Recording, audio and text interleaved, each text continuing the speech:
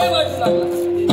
तुला जे वाटत होतं ना, तुला अगदी खात्री होती माझी बाळ माझी आज्ञा अमान्य करणार नाही, तुला ते जमणार नाही. खरंच आहे, तेच खरं होतं. तिला ते जमणारच नाही. तिला मी पाहिलं तेव्हाच ओळखलं.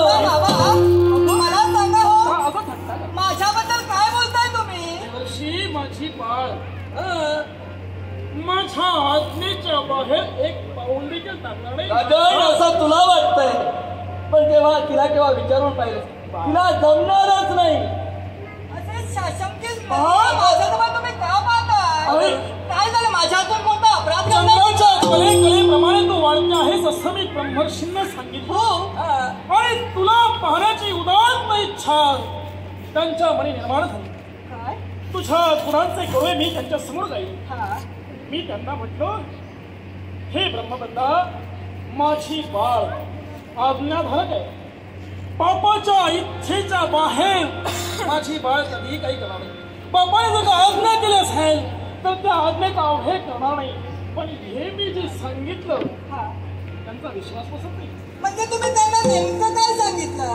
ते विचारू नकोस. म्हणजे काय सांगितलं ते विचारू नकोस. तुमच्या बोलण्याचा भावार्थ माझ्या तरी येत नाही. तुझ्या जन्मदात्या पित्याचा आत्मविश्वास, त्या आत्मविश्वासाला तडा गेला एवढा मात्र. अहो बाबा, पण तुमच्या बोलण्याचा भावार्थ मला सांग, कन्या या नात्यानं त्याच्या मनात असणारी इच्छा पूर्ण करणार आहे. हो करणार आहे. कन्या आहे मी त्यांची. माझी त्यांची इच्छा मला परिपूर्ण भाऊ करायला. काय शब्द देताना सांभाळून विचार करू दे. ज्यावेळी मी स्वतः शब्द देतो काय दरबार भरलेला आहे. हो, सारेजण पाहताय. पाहू दे. मग मला सांग, दिलेल्या शब्दाला माघार मात्र ही रुई केव्हाच घेणार. मग मला सांग, जन्मदात्या बाबाच्या इच्छेसाठी लग्न करशील? मी तुला सांगितलं होतं हिला ते जमणार नाही. पहा तरी हिला जमणार नाही रे. आणि लग्न नाही जमणार हिला. बाबा मला सांगा हो, माझी तुम्हाला काही अडचण वगैरे? मी तुम्हाला डोळी जर झाली का हो? नाही बाळ, नाही. मग मला सांगा, माझ्या लग्नाचा विचार तुम्ही एवढ्यात का बरं करताय? कारण मला कळेल का? बाळ, हा, काय सांगू तुला आणि कसं सांगू असा प्रश्न पडला. म्हणजे तुम्हाला काय म्हणायचं? एका बाजूने प्रजा हितदक्ष राज करतात हा, आणि दुसऱ्या बाजूने 3 कन्यांचा बाप. बरोबर आहे. एका बाजूला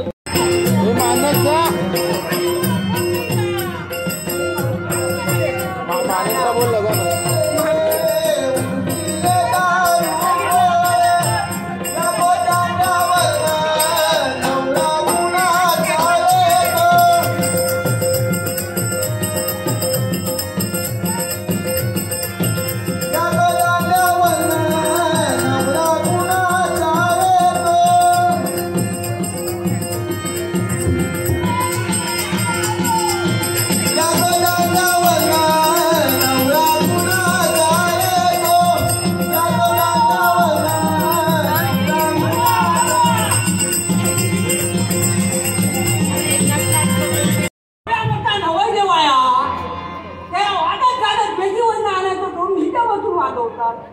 त्याच्यावरनं नवऱ्या कुणाचा येतो हे पण असं करतो. एवढ्या मोठा नवं जेव्हा आणि त्याच्या स्वागत आता कसं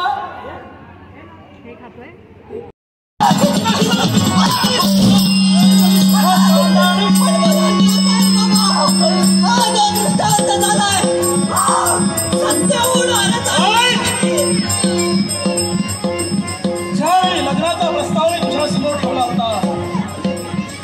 काय म्हणाले होतेस? लग्न आणि आता म्हणतेस माझ्या प्रश्नाचं उत्तर दे. सांगितलं नाही. जर तुला दृष्टांत झाला स्वयंवर मंडपात येण्याआधी मला का नाही सांगितलंस? बाबा तुमची खूप भीती वाटत होती म्हणून मी तुम्हाला नाही सांगितलं.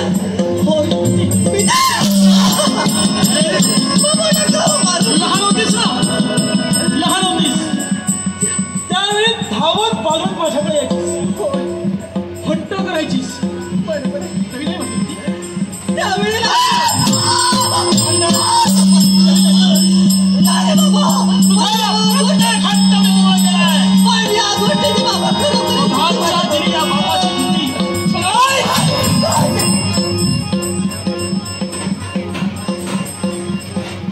हे असलं पाप मला जगात जिवंत ठेवायचं नाही. तुझ्यामुळे माझ्या प्रतिष्ठेला कलंक लागला आणि भरत होईल.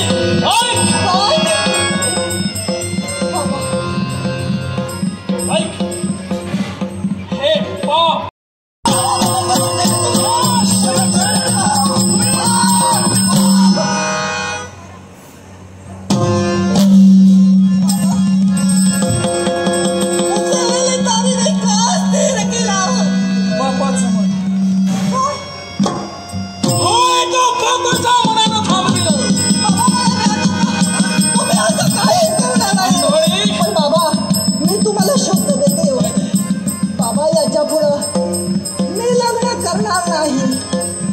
मी अविवाहित राहील.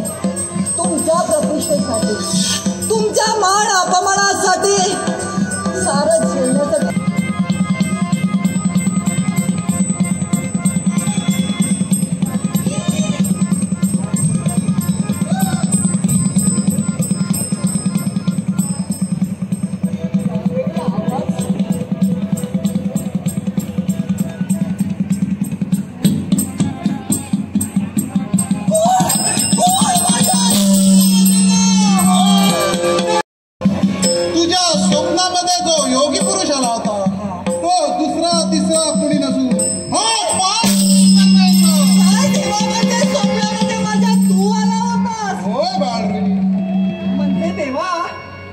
इच्छा परिपूर्ण होणार का?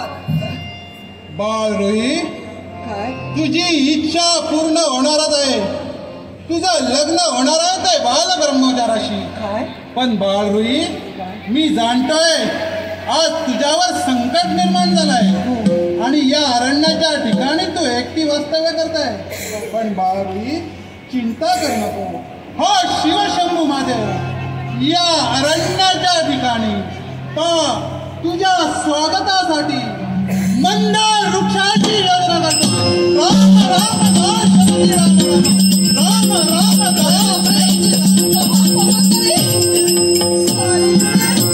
मंदार वृक्षाची फुलं दिसते. देवा बाळरोही, एवढं तू माझ्यासाठी केलं. आजपासून या अरण्यामध्ये तुझं वास्तव्य. आणि एवढंच नव्हे, या वृक्षाला प्रबंध महर्षी हा संदेश त्याच्यापर्यंत तुम्ही पोहोचवावा. देवा, माझी इच्छा आहे. मुळीच नको. तुझी हाक ऐकल्यानंतर तो इतरही शक्य नाही. हाक देणं असा असेल. कोण ठिकाण म्हणता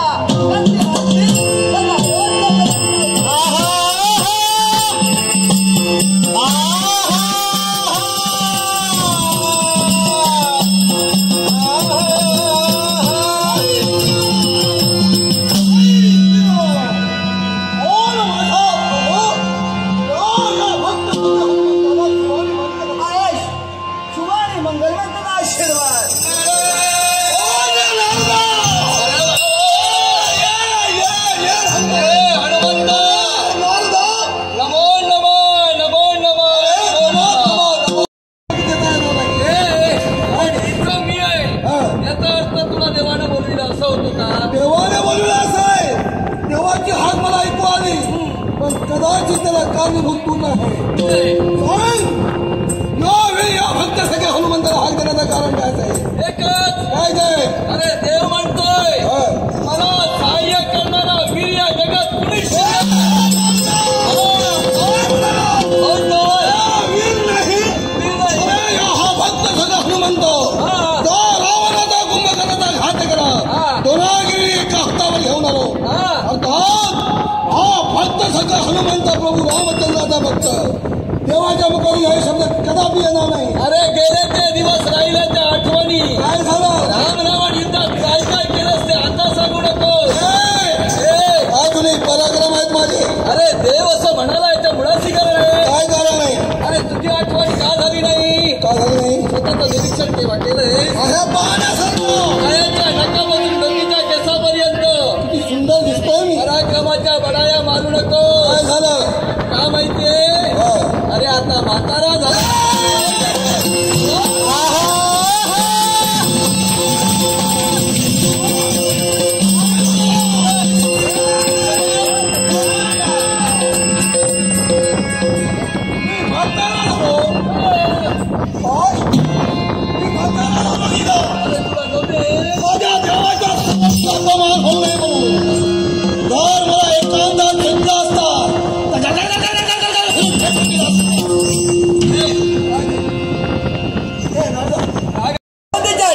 निरीक्षण कर केवळ वर्षण आमच्या अयोध्यात पडलंय. हा दुष्काळ दिसतोय खरा सारे फक्त कुचपुचताय. प्रभू रामचंद्रांच्या अयोध्येत दुष्काळ कहाणी कशासाठी याच्या मुळाशी कारण काय असेल? हे सगळ्यांना म्हणता केवळ ब्रह्महत्येचं पातळ आमच्या माती लाभलंय.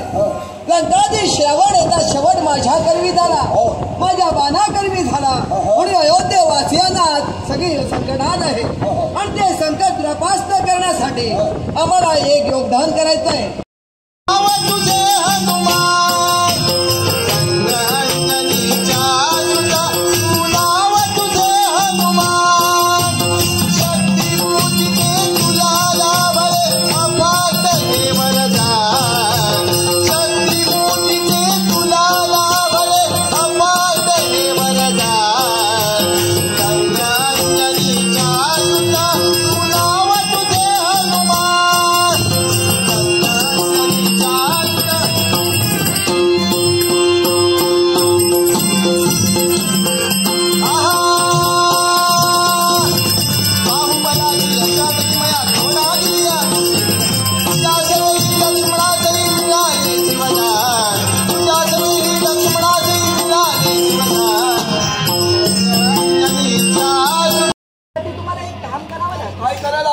माझी इच्छा तुम्हाला परिपूर्ण करावी लागेल. अगं तुझं आता रक्षण केलं, अजून काय हवंय तुला? अहो रक्षण केलं एवढं झालं नाही, अजून बरंच काही बाकी आहे. हो काय हवंय? एकच काय असं माझं मन मोहून तुम्ही कुठेही जाऊ. अर्थात मला काही समजलं नाही. समजलं नाही? ही मंदार पुष्प दे मला, मी निघालो. एकच मन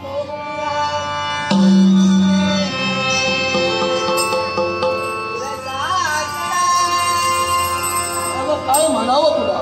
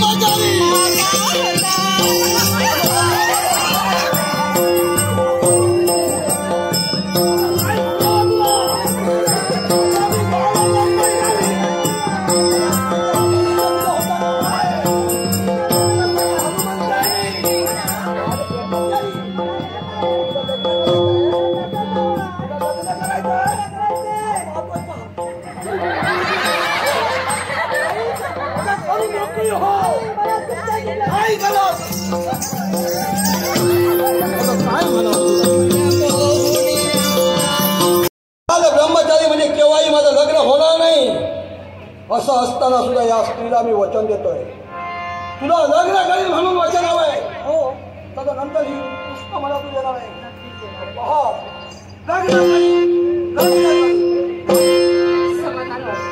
म्हणजे माझी इच्छा परिपूर्ण होणार का? मग असंच करायला हवं. ही सारी पुष्प तोडून आपल्याला त्यांना द्यायला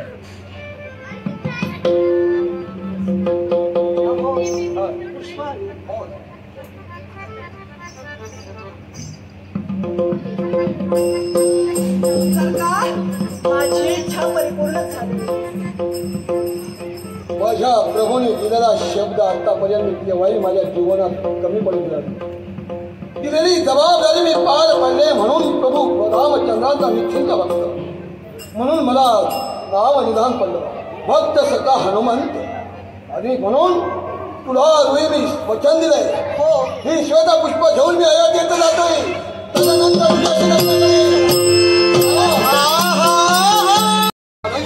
ही सख्या हनुमंता दिलेली जबाबदारी यथायोग्य परिपूर्ण केली. मंदार वृक्षाची श्वेत पुष्प घेऊन या अयोध्येच्या पुन्हा भेटीस आला. पण निराश वदने या भूमीकडे तू पाहतोय. त्याच्या मुळाशी कारण आहे. त्याच्या मुळाचे कारण कोणतं? प्रभू, ज्या वेळी माझा जबाबदारी दिलेली मी पार पडली, पण आजच्या दिनी ही मंदार वृक्षाची श्वेत पुष्प आणण्यासाठी गेलो खरा. त्या अरण्यात ठिकाणी त्या मंदार वृक्षाच्या पुष्पा बागेत एक गृही नावाची सुंदरी होती. ही मंदार वृक्षाची पुष्प मी तोडण्यासाठी तत्पर होता क्षणी माझे हस्त रिक्त होत होते. मला मंदार वृक्षाची पुष्प तुटत नव्हती.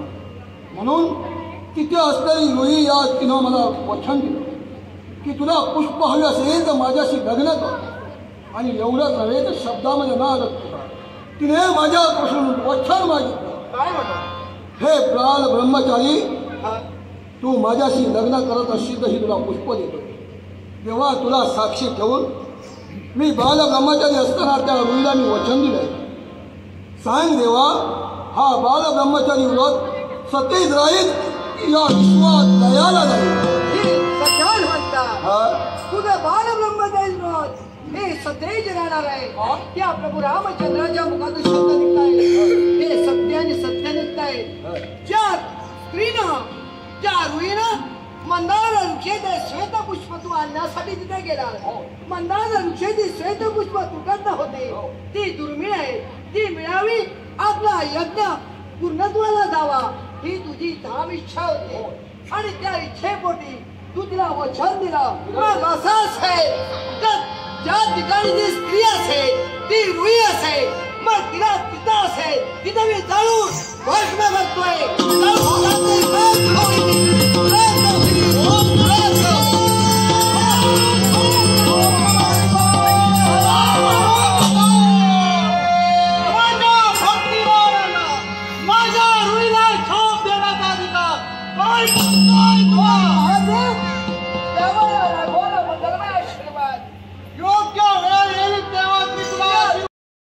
भक्तिनीला तू शाप देण्याचा अधिकार तुला झालाय.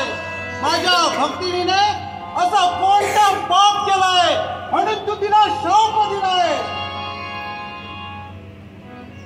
ओ महादेव, तेव्हा मी शाप दिला हिच्या मुळाचे कारण कोणतं असेल?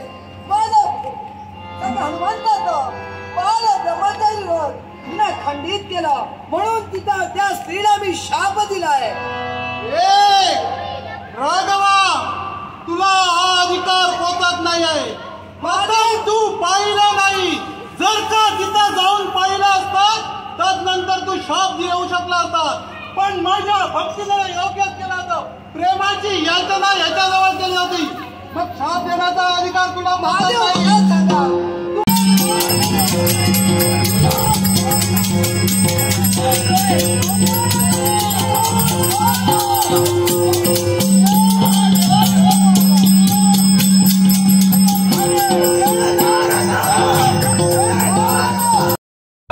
ही आहे तशी पण चांगली आहे. वनस्पती या सुद्धा सजीव आहेत. बरोबर. मानव सुद्धा सजीव आहे. अर्थात अशी राहिली असेल सूर्यचंद्र असेपर्यंत ते नाव या जगात अजरामर राहणार आहे. आता तुम्ही ठरवा, जर का मनुष्य रूपात आली असेल देव जिवंत करायला तयार आहे. हे नारदा, करूया. या वनस्पती रूपात मला माझी भक्ती प्रिय आहे. मान्य मान्य आहे. देवा राघवा, महादेवांना मान्य आहे. सारं मान्य आहे. वनस्पती रूपात हा रुईला तू जिवंत केली. सूर्यप्रकाश असेपर्यंत सूर्य चंद्र असेपर्यंत वनस्पती रूपात रुई या नावानं हे रोपट ही वनस्पती हा. या जगात अजरामर राहणार आहे. अजरामर ए, राहणार. नारदा, पण देवा मला सांग रे, काय ते वनस्पती रूपात तिला जिवंत केलीस, त्याच्या लग्नाचं काय? नारदा. मी म्हणतोय जो मंदर पुष्पाचं वृक्षाची पुष्प आणण्यासाठी मी गेलो, तो रुईला मी वचन दिलं लग्न करेल म्हणून. मला दोष दिला तर चालेल, पण लोक काय बोलणार आहे की प्रभू रामचंद्राचा भक्त सगळं हनुमंत खोटा आहे. एका स्त्रीला लग्नाचं वचन देऊन फसविलं. खोटाल नाही माझा असं मला दुसरा माझा देत जाते, पण माझ्या प्रभूला कोणी दुसरा देता कामा नाही म्हणून. अरे पण आता काही तुझं लग्न होणार नाही. महादेवांची भक्ती जिवंत झाली नसेल, शांत बसलेले महादेव तेव्हा खवसतील ते सांगता येणार. नारदा, त्याचं सर्वांचं खडन करणं हे माझं कर्तव्य आहे. देवा याच्यासाठी देवा मी शाप दिलाय तो सत्य झालाय. देवा. ती जळून राख झाली. देवा माझी कळकळीची विनंती आहे, काय म्हणू आज माझ्या इच्छेसाठी हनुमंताच्या इच्छेसाठी रुईला जळून खाक झालेल्या रुईला पुण्याच्या जिवंतही करशील, पण माझी नम्र विनंती आहे देवा तिला जिवंत करताना मर्यादा पुरुषोत्तम तू आहेस. एक बाणी एक वचनी एक पत्नी रामाचा शब्द वाया जाता कामा नये, त्याच्या वेदाला कलंक लागता कामा नये. रुई जिवंत झाली असेल ह्याच्याशी तिचं लग्न व्हायला हवं, आणि लग्न होऊन देखील त्याचं बालब्रह्मचारी रोहितचं लग्न होणार आहे. प्रथम मी काय सांगतो ते आहे. काय ते तिला मी शाप दिला रुईला, हा? जाऊन राख झाली आहे. काय झाले? त्या राखेचं निरीक्षण करून पहा. राखेच्या ढिगाऱ्याचं निरीक्षण करून पहा. हे हनुमंता, हे रे. मला जरा लांबचं कमी दिसतं, पहा रे. अरे नारदो, अरे पहा तरी मी काय चमत्कार आहे. राखेच्या ढिगाऱ्याचं निरीक्षण सर्व राखेच्या ढिगाऱ्यातून एक छोटस रोपट वर येते. अरे बापरे, गवसनी घालण्यासाठी पहा हे रोपट येऊनच ही वनस्पती हे रोप इवलेचे रोप गगना भेटण्यासाठी होते. अरे तरी कुठून राखेच्या ढिगाऱ्यातून अर्थ त्याचा भावार्थ काय असेल? हा काय चमत्कार, हो चमत्कार देवा. हे नारदा, हा काय चमत्कार. याच्यासाठी मी रुईला जिवंत करणार आहे. म्हणजे रुई जिवंत होते. हा. महादेव महादेव या या या या या. तुमची भक्ती जिवंत करतोय प्रभू रामचंद्र, तुमच्या भक्तीला जिवंत ऐकूया नारदा, मी रुईला जिवंत करणार आहे. ते कोणत्या तऱ्हेनं? मनुष्य रूपाने नव्हे. मनुष्य रूपात नाही तर मी वनस्पती रूपाने जिवंत करणार आहे. मनुष्य रूपाने माझी रुई हवी आहे. जिवंत होणार नाही. का नाही होणार आहे? असं देव म्हणतोय. देवाला सांग माझी रुई मनुष्य रूपातच हवी आहे. या वनस्पती रूपात मला नको आहे. हो महादेव, देवांचे देव. हा काय प्रश्न झाला? डोक्यावर की खांद्यावर तेवढंच सांगा. हे नारदा, डोक्यावर आणि खांद्यावरही नव्हे. नाही, प्रत्येक पत्नीचं स्थान हृदयाच्या ठिकाणी. मला माहित नाही ब्रह्मचारी तू ब्रह्मचारी. अरे एकामेकाला विचारलं आपण हे खरं आहे. हे दिवाळ सत्य आहे. हे नागा वक्रस्थळी म्हणजे आता माझ्या हळूहळू लक्षात येऊ लागलं. या रुईच्या पानांचा हात तुझ्या गळ्यात घातल्यावर बायकोचं स्थान इथे असतं. रुईच्या पानांचा स्पर्श तुला होईल, तुझा स्पर्श तिला होईल. तिची तुझ्याशी लग्न करण्याची इच्छा आणि तू तिला दिलेलं वचन, दोघांचा सहवास एकमेकांना मिळाल्यामुळे दोघांचं मनोमन मिलन घडून येईल आणि दोघांच्या इच्छा पूर्ण होतील. हे बोलण्याने नावं संपलत हे रुईचं रोपट उगवलंय. या रुईच्या पानाचा हार माझ्या कंठी अर्पण करावा तुम्ही लोकांनी. तदनंतर मला जर का स्पर्श जाणवला असेल तर मी म्हणेन ज्या रुईला मी लग्नाचं वचन दिलंय ते या विश्वात किंवा सत्य झाले. प्रभू रामचंद्राचा भक्त ब्रह्मचारी बाल ब्रह्मचारी हनुमंत हे विश्वात माझं वचनही सत्य होणार आहे. आणि पहा संपलत या इथं मी बसतोय.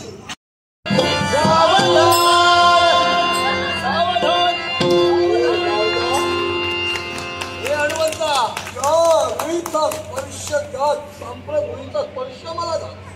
तिला दिलेला मला वचन. रुईचा स्पर्श मला होता क्षणी माझ्या सर्वांगाला विठाळ वाटलं. हा.